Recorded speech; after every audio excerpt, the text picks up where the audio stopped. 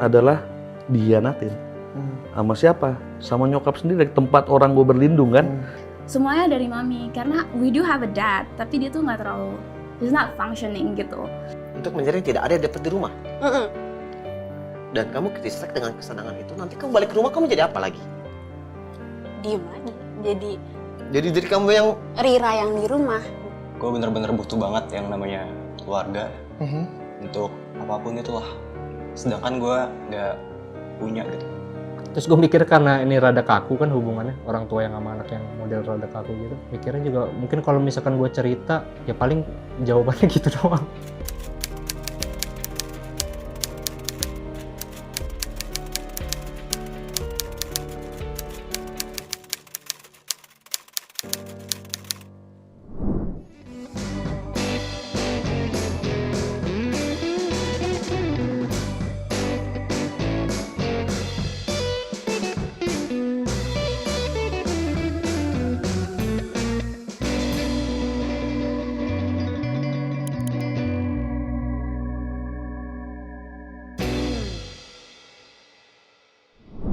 Nah, Gitu. Kak, lo sendiri nih kayak orangnya ceria gitu, bercanda mulu gitu. Pernah nggak sih lo ngerasain titik terendah gitu atau pengalaman kesepian gitu? Dengan usia seperti ini sih pasti ya gitu. Kita hampir semua orang pasti pernah melewati fase itu. Dan kebetulan fase itu selesai sama gue tuh belum lama. Dan berlangsungnya itu sangat lama. Jadi banyak orang jatuh ke dunia narkoba, jatuh ke dunia alkohol dan sebagainya lah ya. Itu kan hanya ekses doang. Tapi kenapanya itu terkadang kita nggak aware kan.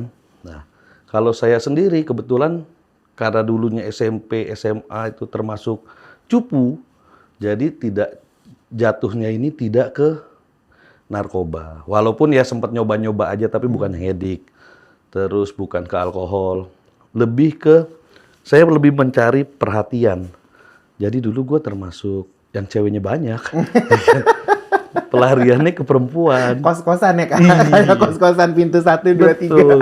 Tapi bukan yang jajan ya. Kebetulan bukan yang demen jajan, tapi ya begitulah. Banyak.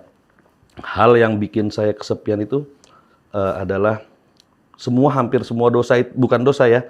Pelarian itu berawal pasti dari akar pahit. Akar pahitnya hampir rata-rata sebetulnya sadar tidak sadar berawal dari kita dibentuk yaitu orang tua. Dan satu hal yang paling seorang anak pengen itu kan sebetulnya pengakuan orang tua ya. Pengen dihargain. Orang lain nggak ngargain kayaknya kita nggak peduli deh. Yang penting orang tua kita gitu. Proud dan sebagainya. Nah, kalau di gua sendiri itu berbalik. Jadi gua merasa tidak pernah dihargai sama orang tua, ya kan? Bahwa anak ini, wah ini bukan anak yang mereka harapin lah gitu ya, bukan keberadaannya tapi situasinya lu nggak banget deh gitu kan. Sampai sempet nyokap tuh dulu pernah ngomong, menurut dia bokap gua bicara ke dia itu, wah kalau si A nih kakak gua ya, itu baru anak gua, karena dia memang pintar, ranking terus. Mungkin mereka tidak sadar itu tuh berbekas gitu ya, ke anak-anak tuh berbekas banget. Dan sepanjang hidup gua itu selalu berusaha untuk nunjukin itu. Akhirnya fokusnya ke situ terus kan. Kita fokus terus ke situ, tidak pernah mendapatkan pengakuan, dan yang terakhir itu yang puncak dari semuanya itu adalah ketika ini udah sama-sama berkeluarga nih ya. Kakak gue udah berkeluarga, gue udah berkeluarga. Memang dia ini modelannya dari dulu, kalau lo nonton bawang merah, bawang putih, dia bawang merah kali ya. Gitu. Pokoknya segala macam yang dibikin bawang merah, dia bikin double ke gue. Ya kan? Gue nggak sebut nama, tapi kalau dia nonton, gue yakin dia tahu. Karena gue tunjuk langsung ke mukanya, ya kan. Ada di satu saat ini, suaminya itu, dan dia itu bertengkar. Padahal gue udah bilang, gue nggak mau ikut campur. Nyokap dan bokap gue yang telepon tuh harus bantuin kakak lo dong. Biar bagaimanapun tuh kakak lo kan perempuan. Gitu. Akhirnya, karena orang tua yang minta, masuk dong kita. Masuk, gue udah bilang nih, Kalau mereka baik, kan biasa gitu suami istri ya. Berbalik nih, enemy-nya jadi gua nih. Dan itu kejadian. Padahal dulu yang lapor ke nyokap segala macam tentang kelakuan lakinya itu adalah istrinya. Ya kan? Setelah mereka baikan, cerita itu berputar dan yang sangat menyakitkan itu dia sampai membuat laporan itu dulu gua datang ke polisi loh. Sampai ke polisi bahwa dibilang gua itu memfitnah dia, itu bandar narkoba lah dan sebagainya. Gua menjelekkan nama apartemen dan temennya. Bayangin gue datang di kantor polisi dari jam 9 pagi sampai jam 7 malam. Tidak berhenti caci maki itu ke gue. Termasuk, karena kan ipar gue itu kerja sama bokap. Gue gak mau masuk ke kantor bokap karena ya itu tadi, gue berusaha membuktikan diri gue sendiri kan.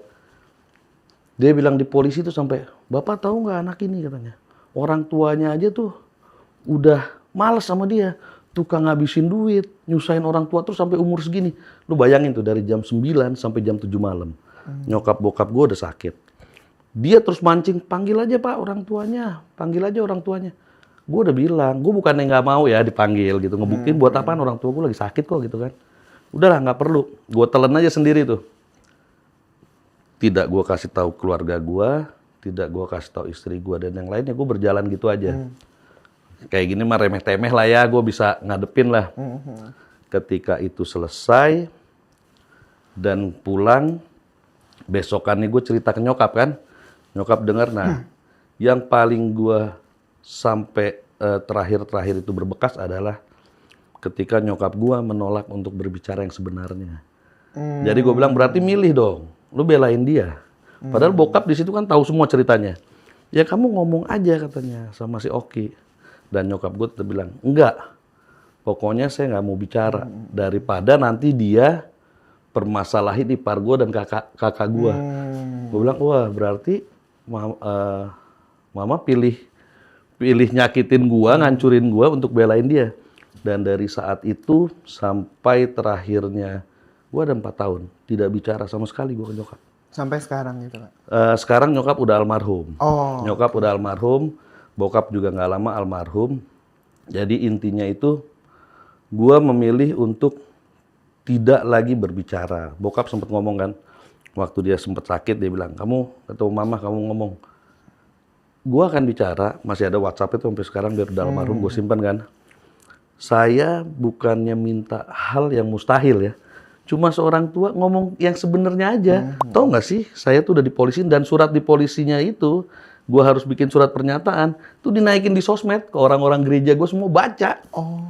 Jadi mempermalukannya itu udah bukan gue doang, gue bilang ini keluarga besar, keluarga gue nih, anak istri gue dan nyokap pemilih diam. Seperti yang gue tahu, Elsha ini udah hidup mandiri tuh lama ya saya. Sudah menghidupi dirinya sendiri, udah juga sekali lagi menyelesaikan studi gitu ya Sa. Boleh nggak lo ceritain awal mula akhirnya lo hidup mandiri tuh di titik apa gitu? Ya, jadi mungkin the pinpoint was when my mother passed away. Jadi kayaknya itu 2014 deh, when she passed away. Dia kena kanker payudara. Terus unfortunately we lost the battle and cancer took her away. Terus dari situ tuh kayak, because the relationship that I had with my mom itu kayak apa ya, bener-bener susah dideskripsiin karena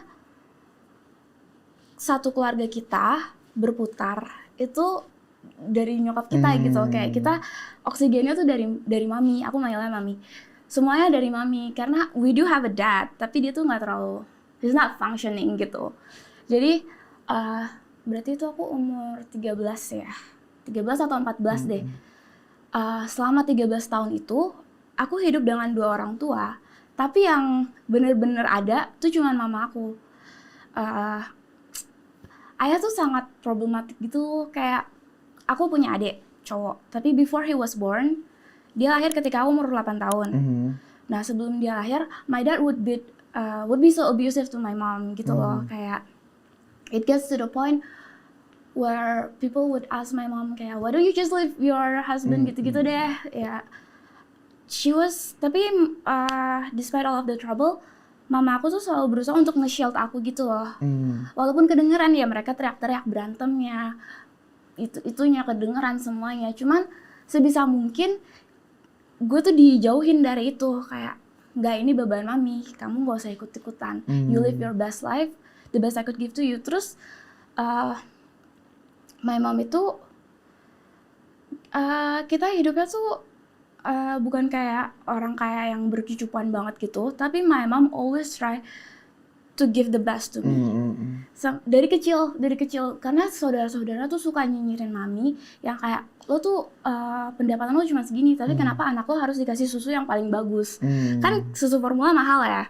Terus kayak diberantemin terus deh, kayak, tapi karena mami maunya yang terbaik buat anak-anaknya. Gimana pun caranya lo tetap harus dapet yang terbaik. Sekolah kita kan gitu ya, lumayan ya, National Plus School. She didn't kayak, padahal ada sekolah negeri yang gratis atau apa, and it would have kayak suffice aja, it would be better juga. She wouldn't have to struggle so much. Tapi enggak, my kid has to get the best, always the best. That was my mom. Jadi when she passed away, our whole world hilang sama dia, bener-bener. Kita nggak tahu gimana caranya berkomunikasi, kita nggak tahu caranya. Habis ini terus apa ya? Mami udah nggak ada, aku harus apa? Karena ya nggak mendadak sih, cuman ya kaget aja gitu deh. Bener-bener hilang, bener-bener nggak bisa dihubungi lagi kan. Mungkin juga karena ini kali di momen-momen itu kan umur belasan, di saat kayaknya lo pun lagi bergejolak yang ini harus apa ya, ini harus gimana ya. I was tapi a child, right? Ya exactly. Terus juga di satu sisi tadi yang seperti lo bilang, mungkin sosok ayah nggak hadir lah di hidup lo gitu. Nah kelanjutannya gimana tuh setelah kehilangan akhirnya nyokap lo, dan lo ngerasa kayak oh my god gitu, kayak this is the end gitu, atau kayak gitu tuh. It does feel like the apa end. yang lo rasain, apa ketakutan lo saat itu, atau apa worry lo saat itu? Jadi pas awal-awal mami meninggal kan keluarga kayak kumpul gitu kan. Tapi after a week mereka pergi, balik lagi kegiatan mereka masing-masing, saudara-saudara pulang, terus tinggal bertiga, aku, adik aku, sama ayah. Adik aku tuh kayak baru 8 tahun gitu. Terus nggak lama, mami tuh meninggalnya pas kita lagi libur sekolah. Nggak lama kemudian kita harus balik sekolah lagi dong. Tapi saking masih shocknya, kita nggak ke sekolah hampir sebulan. Karena nggak ada dari kita yang bisa get out of bed. Nggak aku, nggak papi aku. Kalau adik aku kan 8 tahun, jadi belum ngerti, dia cuma bisa main-main aja. Tapi aku dan ayah aku tuh, kita nggak bisa ngapa-ngapain. Kita bener-bener kayak masih terkejut. Padahal itu hitungannya mungkin udah mau sebulanan ya. Sampai guru sekolah tuh datang ke rumah kayak, kenapa? Kalian butuh bantuan atau apa? Do you need us to reach out to your other family? Nah, dari situ, terus dengan berat hati, my dad has to give me up to my aunt, ke tante aku, me and my brother. Jadi kayak, we live with her. Ya dari situ, aku tinggal sama tante aku. Tapi, it wasn't very pleasant because she wasn't very nice.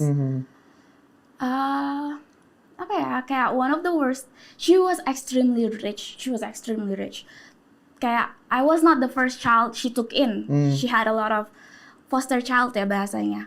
Tapi nggak tahu ya, she's evil. And not in a way yang dia tahu nih, dia punya satu pembantu yang agak nggak tahu lah, dia jahat gitu. Dia suka bekalin aku dan adik aku, kan kita masih sekolah tuh, makanan basi. Iya. Jadi kayak pas dibuka kotak makannya bau, kayak gitu-gitu. Jadi we end up nggak makan di sekolah. Terus teman-teman terdekat aku kadang tahu sih, terus mereka suka kayak kasih makanan ke aku, kayak gitu. Pokoknya banyak lah yang buruk-buruk. Setelah itu kan juga lo akhirnya sempat memutuskan untuk keluar dari rumah tante lo, itu di sekitar umur berapa ya, Sa? Nah, because of that very terrible condition, right? I feel like kayaknya something happen gitu. Terus dia bilang ke gue, lu kalau nggak mau di sini, ya udah lu di luar. Di situ perasaan gue kayak takut, cuman gue juga no, this is what I want. Gue nggak mau di sini karena gimana ya?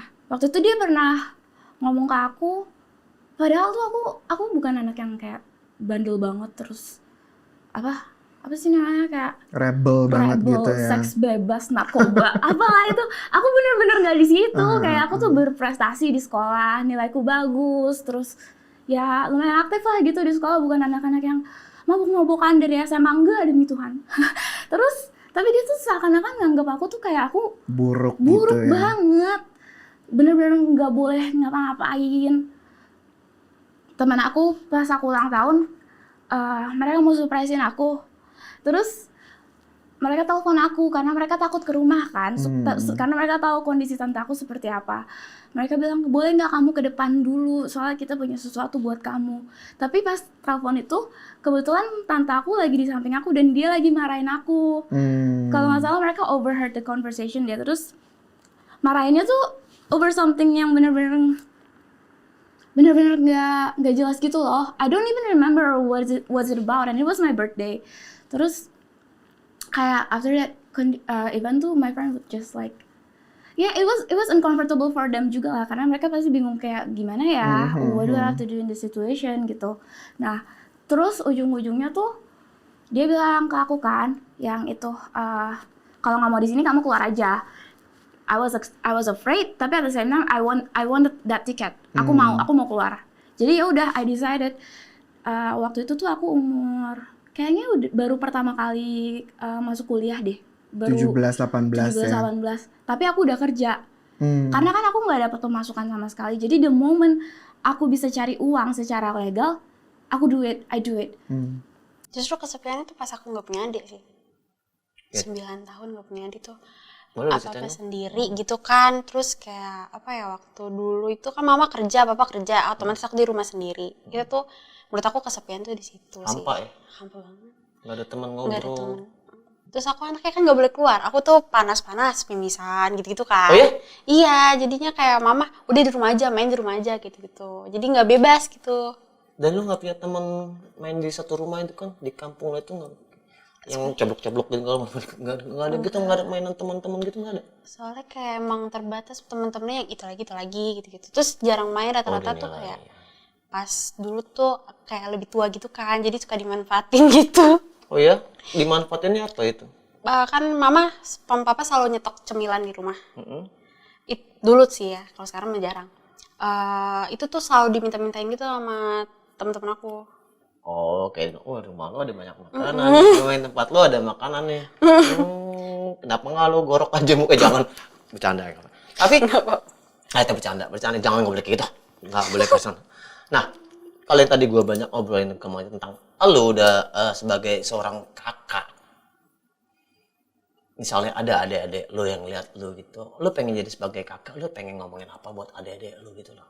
Kalau buat adik-adik, yang pasti apa ya, kalau bisa nurut sama kakak gitu. Maksudnya kalau misalnya emang apa yang kau omongin tuh baik gitu, kalau bisa nurut gitu, jangan ngelawan.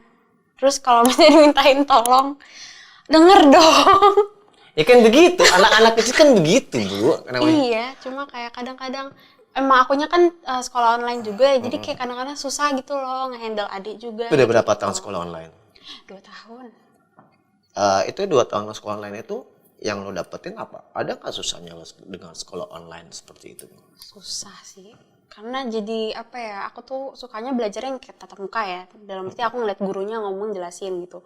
Sedangkan kalau kayak online kayak gini rata-rata kan masih tugas doang atau dari YouTube gitu, kurang kena gitu loh.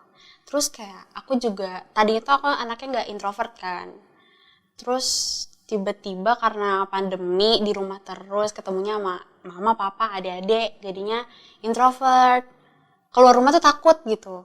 Sampai waktu awal-awal masuk sekolah, itu aku nangis-nangis dulu.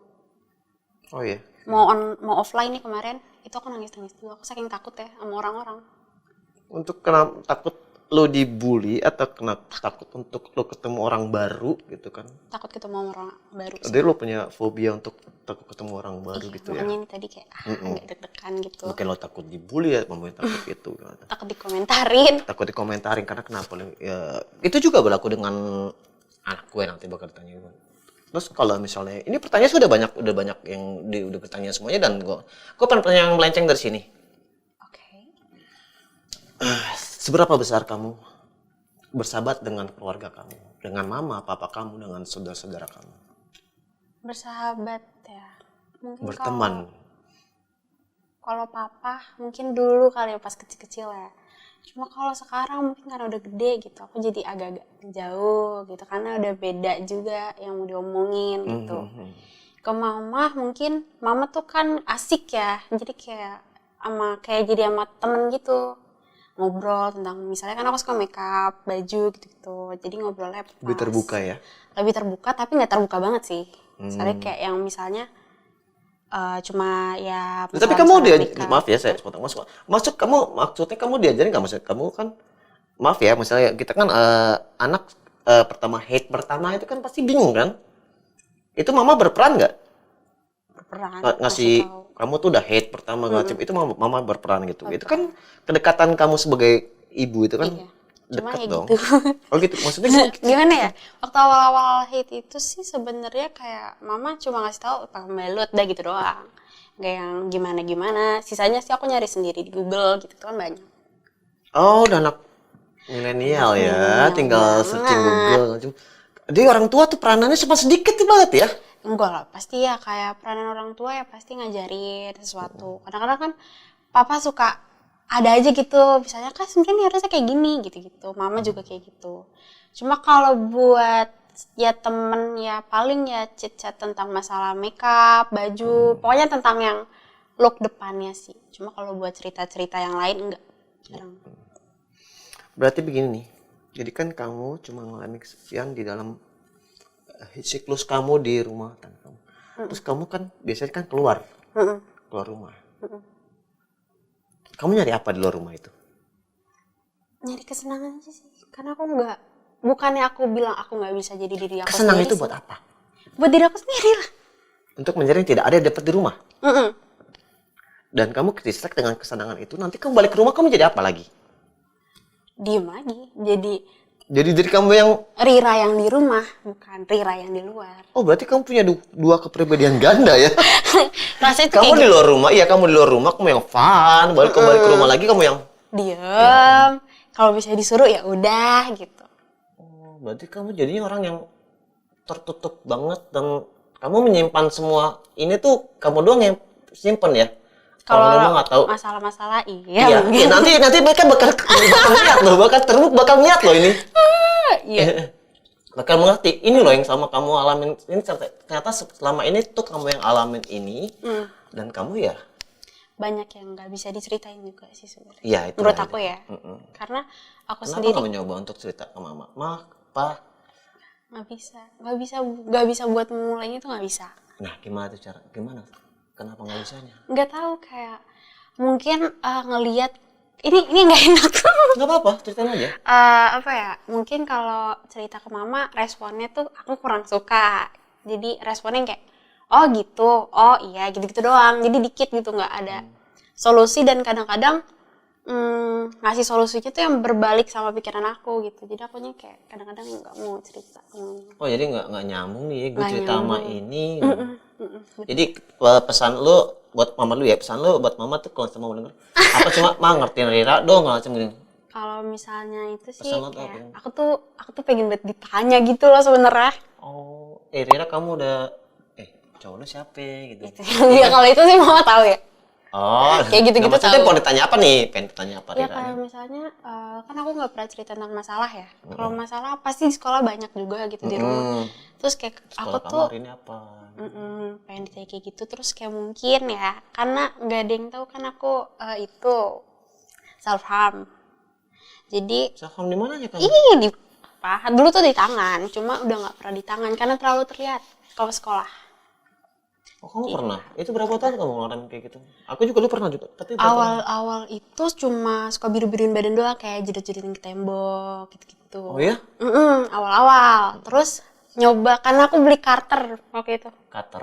Cutternya tuh lucu, imut. Terus malah nyoba. Cutter ada lucu nggak imut sih? Aku naik cutter. Beneran, cutternya lucu banget. Namanya Momogi. Momogi nama cutternya. Bukan Momogi. Momogi kan itu snack. Iya, tapi nggak tahu kenapa suka aja. Karena Momogi lucu, tapi kan keter gitu ke besar. Tapi warnanya lucu banget, cutternya warna pink. Iya, tapi warna pink, tapi kan kalau darah cuy. Enggak apa-apa. Momogi, hancurkan diriku semuanya Momogi gitu. Nggak gitu. Nggak penting banget Momogi. Aku pengen berdarah-darah, aku mati Momogi. Enggak, awalnya tuh coba-coba gara-gara nggak sengaja. Kok seru ya gitu. Beneran. Kok seru apa sih? Nggak tahu. Kayak aku Jadi rasanya seneng. ngeliat lu sayat diri lu, Ngeliat ngelukain diri tuh seneng. ada darah keluar terus seneng gitu. Ya dulu gue suka kayak gitu juga. Iya. Dulu gue sering ceplesin kayak staples gitu. Aku cabutin lagi, gue suka gitu. Ya, tapi itu jangan dilakuin lagi ya. Udah dewasa, udah makin besar. Udah mulai enggak kok. Udah mulai enggak. Iya. Baru-baru kayak mungkin dapat orang-orang kali ya, orang-orang yang ternyata masih banyak yang sayang sama gue gitu. Ya banyak lah, kita semua sayang sama lu kok. Nggak kayak lu diajak Iya, sini untuk sharing ini karena kita sayang sama lu semua gitu. Awalnya tuh nggak itu loh, kayak aku ngerasa aku sendiri gitu. Karena nggak pernah cerita kan, itu sih poinnya. Kalau ada masalah diem gitu-gitu, galau di kamar. Jotin pala gitu. Iya kan. Saya sendiri yang ada aja sayatin. Sayat, terus kayak misalnya. Terus pernah nyoba juga minum paracetamol biar tidur, karena nggak bisa tidur. Aku tuh bisa 2 hari Jadi nggak bisa iya, tidur. karena banyak pikiran gitu loh. Iya, biar tidur aja. Lo juga tadi sempat mention ada mengenai tentang masalah keluarga. Masalah keluarga ya. Kalau gue boleh tahu yang salah satu deh yang lo merasa menyerang lo cukup besar adalah di bagian apa, Mot? Ya di saat ini ya, umur sekarang ini kayak gue bener-bener butuh banget yang namanya keluarga untuk apapun itulah. Sedangkan gue nggak punya gitu. Oke, berarti gini, nggak punyanya itu memang sorry, bokap nyokap lo udah nggak bareng atau nggak seperti bareng, apa, Mot? Nggak bareng dari gue kecil. Oh, oke. Berarti memang dari orang tua lo sendiri udah nggak bareng. Yeah. Dan tapi sekarang lo berarti tinggal bareng siapa? Sekarang tinggal sih masih bareng bokap. Oh, berarti bareng bokap. Bareng bokap. Tapi sama nyokap lo masih Sama nyokap udah lost contact. lost contact. Oh, oke. Berarti itu salah satu yang mungkin juga tadi lo sempat mention, gue butuh keluarga. Tapi I don't have one gitu. Itu yang cukup lo merasa yang Cukup. lo pengen gitu. Iya. Oke. Tapi kalau hubungan lo sendiri sama bokap lo, Bokap ya. gimana? Boleh lo cerita sedikit nggak? Love and hate sih. Karena? Karena ya dia kan itu alkoholik. Jadi mungkin love-nya itu saat sober. Hate-nya kalau dia udah parah, drunk. Berarti Kadang suka debat lah, berantem gitu. berarti lo harus pintar-pintar gitu ya untuk Ya, melihat pintar-pintar. kondisi dan situasi yang gue harus ngertiin bokap gue nih, dia lagi kayak gini nih. Kayak mau benci juga nggak bisa. Gue Karena cuma punya dia doang sama dia. Oke. Nah, sebagai seorang anak, gue nggak mau bilang broken home sih, Tim. Yes. Karena it's quite a strong word menurut gue. Jadi yang kayak capnya, lo broken home ya, sepanjangnya lo broken gitu. Jadi yang kayak kita nggak pakai complicated lah sebutan itu menurut gue. Dengan berpisahnya bokap dan nyokap lo dan juga mungkin dengan kondisi bokap lo yang merasa lo harus nimbangin gitu bokap lo. Itu berat nggak sih buat seorang Moti gitu? Awalnya sih ya berat banget, jujur. Tapi lama-lama ya udah terbiasa aja gitu. Berarti Dengan lo hidup yang seperti ini. Lo udah gimana? Udah udah cukup bisa memetakan lah ya. Iya.